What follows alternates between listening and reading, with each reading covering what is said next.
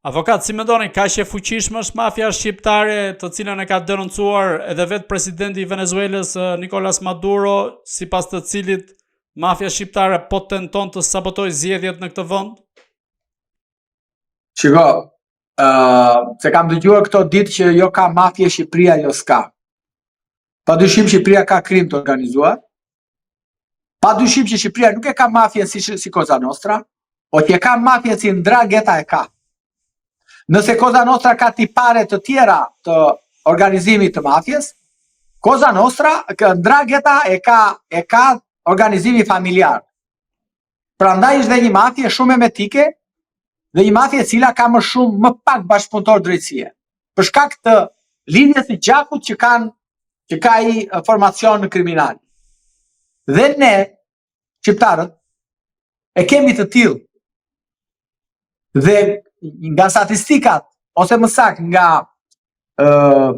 çfarë ka hetuar prokurori antimafjes Grateri, pra që është një personalitet që një fëmir ka bërë edhe studime për sa i përket mafjes, ai në jo më larg disa muaj më parë, i pyetur nga gazetarët italianë, lidhur me mafjet, ai ka thënë, pas Ndranghetës, mafia shqiptare është mafia e dytë sot në Evropë. Është mafia, thot, e cila më parë ishte shërbente të tjerëve, tani ka dalë vetëm, thot. Dhe është e dyta në tregun e kokainës sot në Europë. Unë jam i prirur ta besoj Gratierin. Pavarësisht se shqiptarët këtu, analistët, avokatët, juristët, ku dëgjojnë lloj-lloj njerëzish, thonë që ka krim të organizuar, po s'ka mafje. Jo më jo, ka mafje.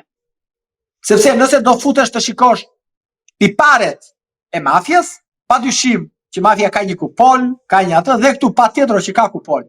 Ka X kupol dhe vazhdoj me radhë. Pa krim organizuar, këtu tek ne, e ka tiparet e mafjes. Sepse ka personazhin atje lart, ka njerëzit poshtë dhe ka dhe ushtarët që kryejnë veprimet qofshin këto dhe vrasje. Kështu që Gratieri, si një personalitet prokuror i cili e ka studiuar dhe vazhdon ta studiojë jo vetëm mafjen italiane, por dhe mafjet e tjera, thot se mafja shqiptare sot është e dyta dhe më e rrezikshme në Europë. Dhe mafja shqiptare, thot, ka kapur institucionet deri në qeveri shqiptare. Dhe bën pastrimin e parave, thot, me anë të ndërtimit në Shqipëri. Tani, unë pse s'duhet ta besoj këtë personalitet? Mos më ka bërë një studim zoti Dumani mua për mafjen, s'më ka bërë, që të më japi një version ndryshe. Kjo është. Prandaj që t'jeni të bindur për këtë gjë, që mafja shqiptare, Shqipëria ka mafje. Nuk ka vetëm krim të organizuar, jo, ka mafje. I ka me emra, mbi emra, me klane, me kushuri, me kushurira, pra e ka të ndërtuar të tillë. Padyshim, nuk e ka disiplinimi që mund të ketë Ndrangheta. Sepse ka një përvojë kështu me radhë. Varet dhe nga natyra e njerëzve. Por që ka mafje ka. Dhe mafja e ndërtimit sot, apo mafja e tokave sot, është evidente. Mafja e tokave është evidente sa ka arritur, ka futur dhe dokumenta falsifikuar në arkiv shtetit. Mafja vetë për vjetë tokat. E dini apo se dini? Edhe dokumenta në arkiv shtetit ka futur mafja. Dhe pasaj ndërton, ai nxjerr dokumenta në arkiv shtetit dhe me ato merr toka Bregdet dhe ndërton. Po.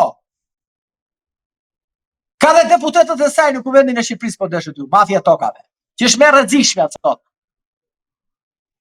Kështu që ta harrojnë këtë që nuk ka mafje, lemër ka mafje, patjetër që ka. Të strukturuar tamam.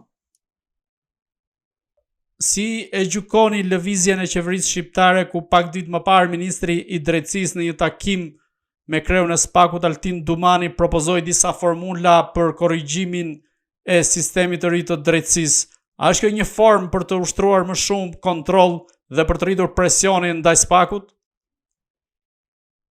Shiko, për këtë pyetje, kjo pyetje më zbër edhe nga një kolegu juaj në televizion kombëtar dhe do të dish diçka. Marrëdhëniet me qeverin ose me ministrin e drejtësisë nuk e ka prokurori i SPAK-ut, e ka prokurori i përgjithshëm. Prokurorisë posaçme nuk ka asnjë detyrim ligjor që të shkojë në takim me Ministrin e Drejtësisë.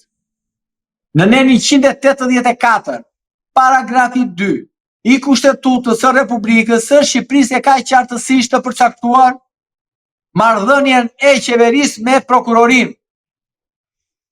Neni 60 i ligjit për organizimin dhe funksionimin e prokurorisë e ka qartësisht përcaktuar marrëdhënien e qeverisë, Ministrit të Drejtësisë me organin e procedurës. Prokurori i posaçëm raporton vetëm në Kuvendin e Shqipërisë, një në vit sa e ka detyrim ligjor, sa e ka përcaktuar Kushtetuta. S'ka asnjë lloj detyrimi dhe s'merr asnjë urdhër. Ai punon, bazohet vetëm në Kushtetutë dhe në kodin procedurës penale. Nuk merr ai madje nuk do të shkoj fare, nuk ka pse të shkoj fare. Sepse ai nuk bën agjendën, ai nuk është aty për agjendën e qeverisë, është aty për agjendën e hetimit. Ky është problemi. Po, siç veproi në rastin e Komisionit Xhafaj. Po nuk duhet të shkoj fare sepse dhe ligji nuk ka një dispozit që prokurori i posaçëm, drejtuesi të shkojë në të takim me ministrin.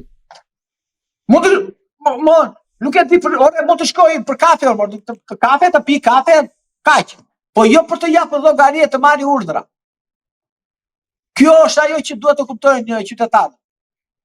Nuk duhet të shkojë prokurori i përgjithshëm, prokurori i përgjithshëm shkon në takim dhe ka një mundet ashtu, por dhe prokurori i përgjithshëm nuk merr urdhra. Sepse ligji për organizimin dhe funksionimin e prokurorisë, prokurori i përgjithshëm është thjesht honorific. Ja kanë hequr, ja kanë zhveshur prokurori i përgjithshëm me ndryshimet që janë bërë në ligjin për prokurorinë. Dhe tagrat për të marrë urdhra dhe për dhënë llogari, prokurorët e kanë vetëm përpara Këshillit të Lartë të Prokurorisë.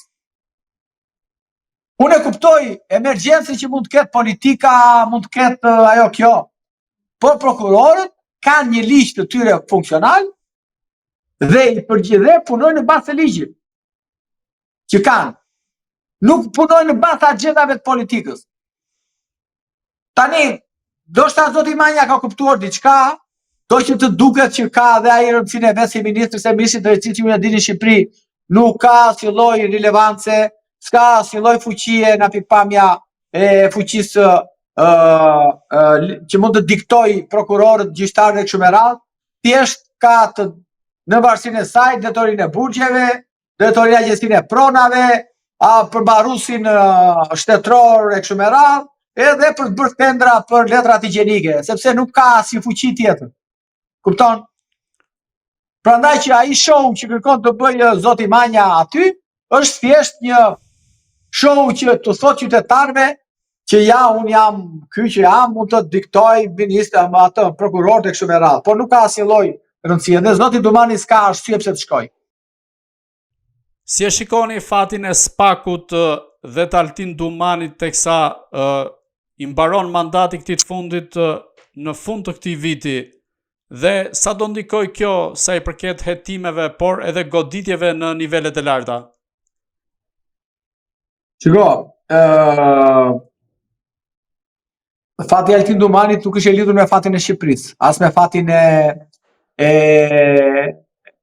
organit të procedurës. Altin Dumani që punon njësë atje, avokati i akuzës, pra përfaqëson shtetin në gjykim, dhe do iki, do mbaroj si drejtues afati se ka përcaktuar Kushtetuta, ligji organik, dhe kaq.